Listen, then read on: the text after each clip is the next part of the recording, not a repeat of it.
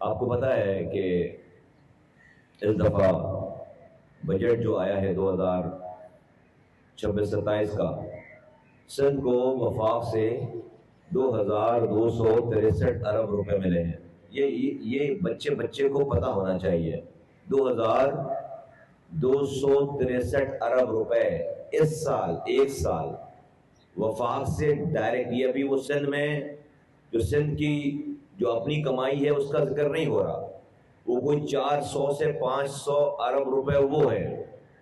یہ 2263 ارب روپے وفاق سے ڈائریکٹ ڈویزیبل پول میں سندھ کو ملے ہیں۔ 18 سال ہو چکے ہیں، 18واں سال ہے، 22,000 ارب روپے ٹوٹل اب تک مل چکے ہیں، 22,000 ارب۔ اور اس 22,000 ارب جو یہ ملے ہیں اور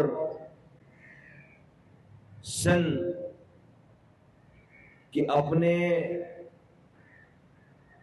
ریسورسز سے جو ٹیکس جمع ہوا سندھ میں، وہ ملا کر اور یہ تمام جتنے بھی ٹیکسز ہیں یہ ملا کر اس 22,000 ارب روپے میں سے کراچی کو 18 سالوں میں صرف 680 ارب روپے ملے ہیں، 680 ارب روپے ٹوٹل۔ اور اس 22,000 یہ کی جو اماؤنٹ ہے، اس کا 90% کراچی نے کما کر دیا ہے۔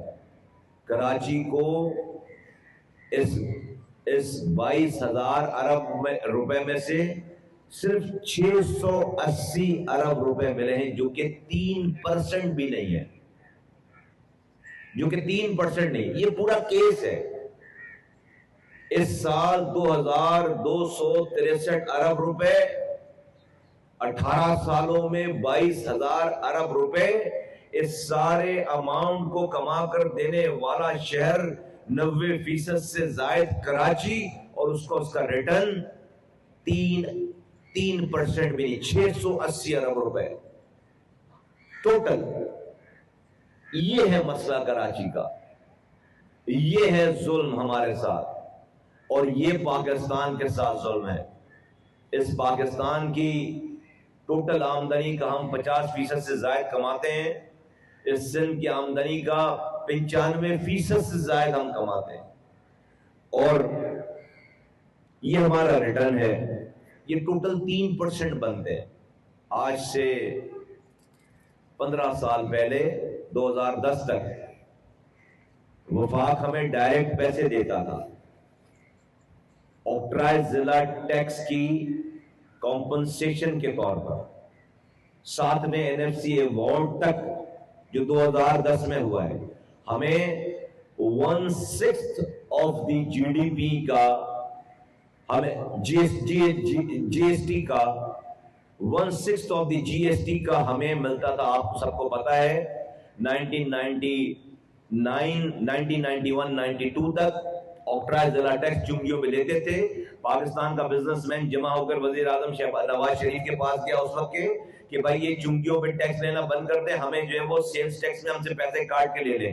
2.5% سیل ٹیکس میں کٹنے لگا، اور ڈائریکٹ وہ 2.5% کراچی کو ڈسٹرکٹ کو ڈائریکٹ ملتا تھا، ڈسٹرکٹس کو ڈائریکٹ ملتے تھے پیسے۔ پھر 2006 میں اس وقت کی حکومت نے اس 2.5% کو 1/16 آف دا GST کر دیا، جو کہ 2010 تک 7ویں NFC ایوارڈ تک وہ پیسے ملتے تھے۔ 2010 میں صوبوں نے کیا کیا؟ وفاق کو کہا کہ بھائی یہ جو آپ ڈسٹرکٹ کو پیسے ڈائریکٹ دیتے ہیں آکٹرائز ضلع ٹیکس کی کلیکشن کی کمپنسیشن کے طور پر 1/6، یہ آپ ہمیں NFC ایوارڈ میں دے دیں، ہم دے دیں گے۔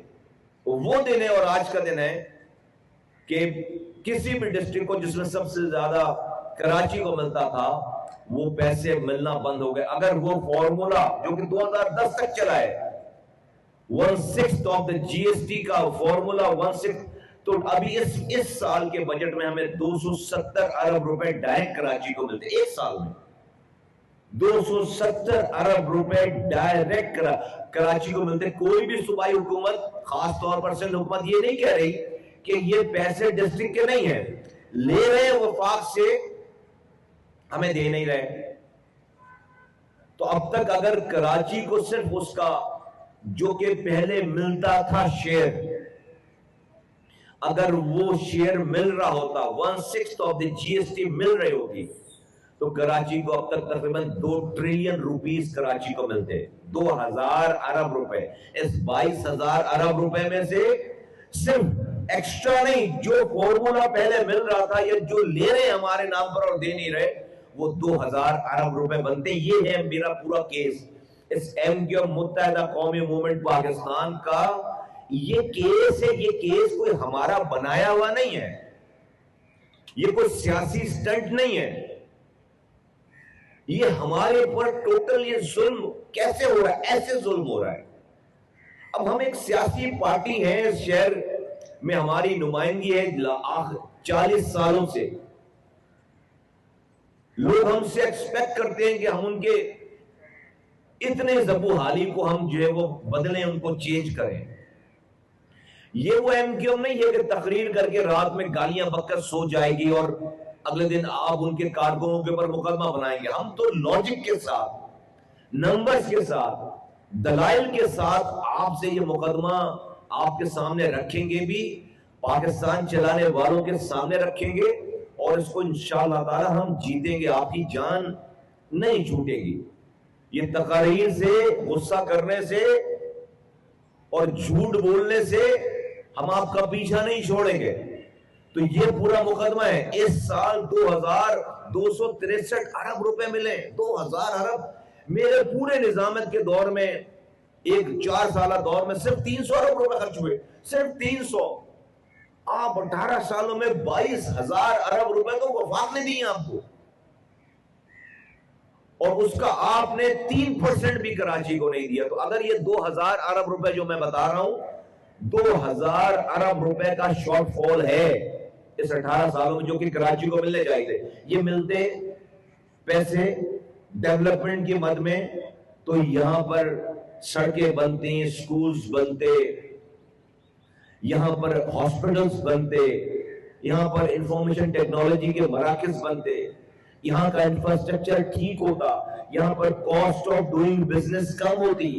یہاں پر جب کاسٹ آف ڈوئنگ بزنس کم ہوتی تو یہاں کا جو بیوپاری ہے وہ زیادہ منافع کماتا، وہ اور فیکٹریاں لگاتا، ان فیکٹریوں میں غریب لوگوں کی جابیں ہوتی.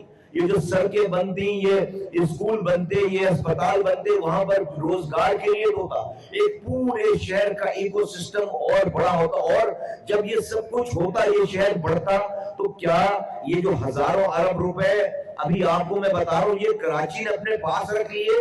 جب کراچی زیادہ کماتا تو اس پاکستان کو زیادہ دیتا.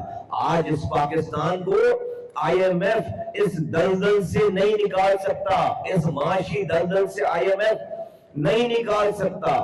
کراچی اس معاشی دلدل سے پاکستان کو نکال سکتا ہے. کون ہے جو اس کراچی کو اس کا کردار ادا کرنے نہیں دے رہا؟ اس وقت کی موجودہ سندھ کی حکومت، جو کراچی کو پاکستان کے لیے اپنا کردار ادا نہیں کرنے دے رہی ہے. اور وہ ہمیں مار رہی ہے اس والی بات پر کہ ہم کہیں کھڑے ہو جائیں، ہمیں سانسیں نہ مل جائیں کہ ہم کہیں پاکستان کو کھڑا نہ کرتے. جو لاہور ہمارے بھائی ہیں، ہمارے پاس اس کی ایڈمنسٹریشن 2005 سے 2010 میں یہ شہر دیکھ کر اس کے کام کو ریپلیکیٹ کرنے آتی تھی. وہ لاہور آج ہم سے کراچی سے 50 سال آگے چلا گیا. ہمیں خوشی ہے، لیکن ہمیں اس بات کا دکھ ہے کہ یہ کوئی چاند پہ رہنے والا کوئی شہر ہے لاہور؟ اسی پاکستان کا حصہ ہے. اگر ترقی ہونی تھی تو سب سے پہلے اس پاکستان میں کہاں ہونی چاہیے تھی، کہاں ہو رہی تھی؟ اس شہر کراچی میں ہو رہی تھی.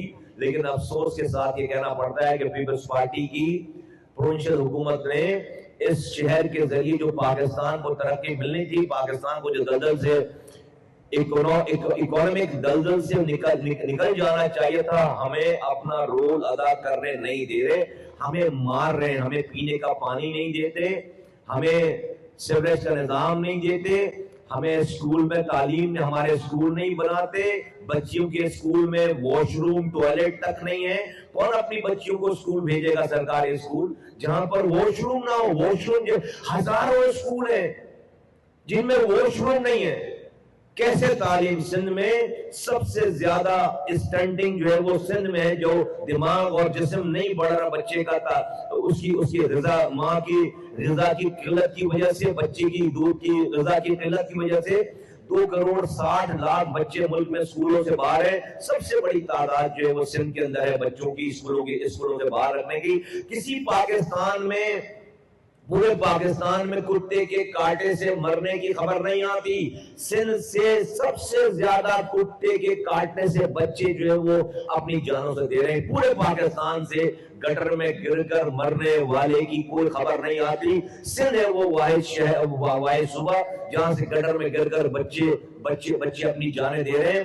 اور سندھ کا بھی دارالخلافہ, پاکستان کا معاشی دارالخلافہ کراچی میں, جو کہ دنیا کا چوتھا بڑا ملک ہے, پاکستان کو ریونیو کما کر دیتا ہے, سب سے زیادہ سی پورٹ ہے, انٹرنیشنل سٹی ہے, وہاں پر کھلے ہوئے گٹروں میں بچوں کو گر کر مرنے کی خبر آتی ہے. لاقانونیت عروج پر ہے. پرائمری سیکنڈری اسکول کا کوئی پوچھنے والا نہیں ہے, کوئی پولیس ریفارم نہیں ہے. 18 سال میں ایک بچہ پیدا ہو کر بالغ ہو جاتا ہے, اور ہم آج دنیا چاند پر جا رہی ہے, ہمارے بچے گٹر میں گر کر مر رہے ہیں.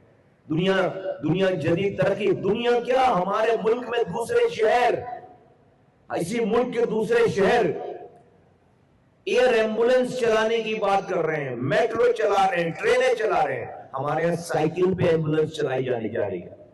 ہمارے یہاں سائیکل ایمبولنس کو انٹروڈیوس کرایا جا رہا ہے. میں بغیر کسی ایکسٹرا آرڈنری بات میں الجھے بغیر میں بتانا چاہتا ہوں پاکستان کے ریاست کے چلانے والوں کو, حکمرانوں کو, سب لوگوں کو, کہ اس خاموشی کو کمزوری نہ سمجھیں. یہ جیتے جاتے شہر, زندہ انسانوں کا شہر ہے, اور سندھ کے لوگ, پورے سندھ یہاں سے کشمیر تک جیتے جاتے انسانوں کا یہ صوبہ ہے. حیدرآباد, کراچی, سکھر, نواب شاہ, میرپور خاص, ہر جگہ تباہی بربادی کی داستان ہے. ابھی کل کی بات ہے, خیرپور میں 18 مائیں جن کے بچے اغوا ہوئے ہیں, وہ ببرلو کے نام سے ایک جو وہ اسپاٹ ہے خیرپور اور سکھر کے درمیان, وہاں پر اپنے بچوں کی بازیابی کے لیے بیٹھے تھے. ان کو ڈنڈے مار کر, ان کو لاٹھیاں مار کر, ان کو بتیں مار کر ان کو جو ہے وہ ہٹایا گیا. وہ کیوں سے پوچھتے لوگ کہ بھئی وہ کیوں اپنے گھر چھوڑ کر آ کر, غریب لوگ آ کر ان پر بیٹھے, ان کے بچے اغوا ہوئے ہیں, 18 مائیں بیٹھی ہیں, کوئی پوچھنے والا نہیں, کوئی قانون کو جو ہے اس کو مدد کرنے والا نہیں ہے. تو ایسی صورت میں ہم کیا کریں؟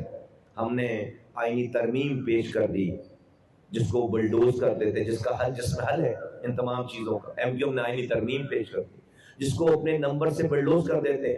کوئی لاجک نہیں ہے, صرف کے نمبر زیادہ ہیں, ان کے بغیر حکومت چل نہیں سکتی, تو ہم جو ہے وہ اس کو بلڈوز کریں گے. تو جب تک اس حکومت کو ان نمبروں کی ضرورت رہے گی, ہم مرتے رہیں. ان کی تو ریگولیشن ہے, پولیس کیا تھانے میں بیٹھی رہے اور گشت نہ کرے, جائے نہ دیکھنے کے لیے کہ پیمنٹ نہ, کیسی بات, ان کا تو کام ہے یہ والا کام کرنا.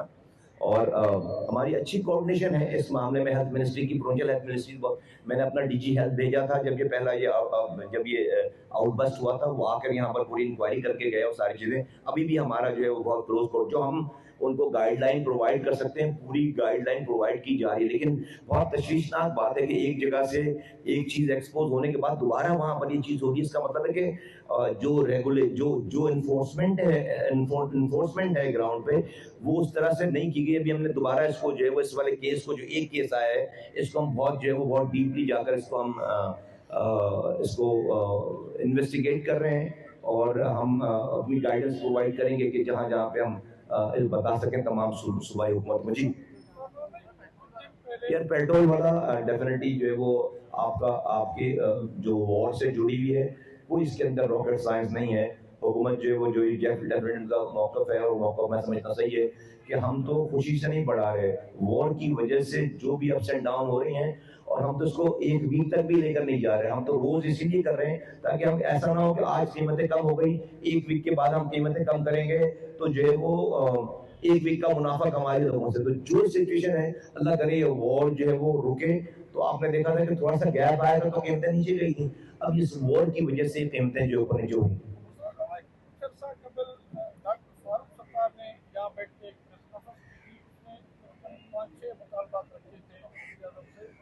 ہمارا گورنر لگایا جائے، نظام لگایا جائے. اس طرح 6 نکات تھے.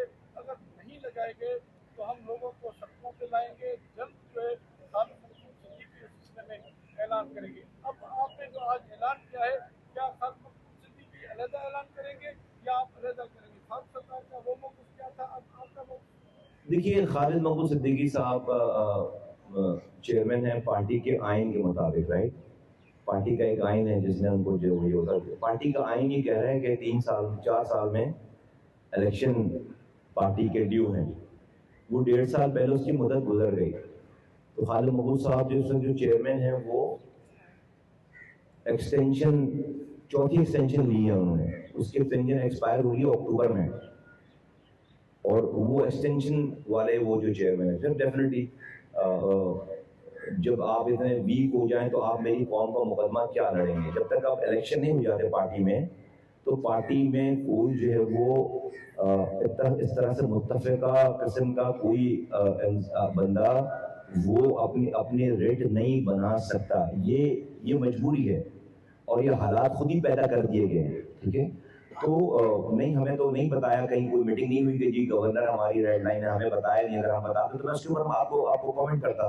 جہاں تک چیئرمین کی آپ نے بات کی کہ چیئرمین کی اس وقت جو ہے وہ تو کوئی بھی جا کر کھڑا ہو جائے گا چیئرمین شپ سے. وہ ہم جا کے الیکشن کمیشن میں اگر کھڑے ہو جائیں تو وہ چیئرمین شپ سے فارغ ہو جائیں گے. تو پارٹی میں جب تک الیکشن نہیں ہو جاتے تو پارٹی کا کوئی جو ہے وہ چیئرمین ہے. ہم 40 سال لگائے ہوئے لوگ یہاں بیٹھے ہیں. ابھی ہمیں کسی چیئرمین کی ضرورت نہیں ہے جو کہ ایکسٹینشن لے کر بیٹھا ہو اور وہ ہمیں یہ بتائے کہ جی آگے قوم کے حقوق جو ہے وہ کیسے حل کر رہے ہیں. نہیں بھائی، ہم نے اس کے لیے جدوجہد کی ہے، ٹائم لگایا ہے. ہاں، کوئی لیگل الیکٹڈ اور جو ہے وہ کیریکٹر کے ساتھ اگر کوئی ہوگا تو اس کی بات مانیں گے، اور وہ اسی وقت ہوگا جب وہ الیکشن جیت کر آئے.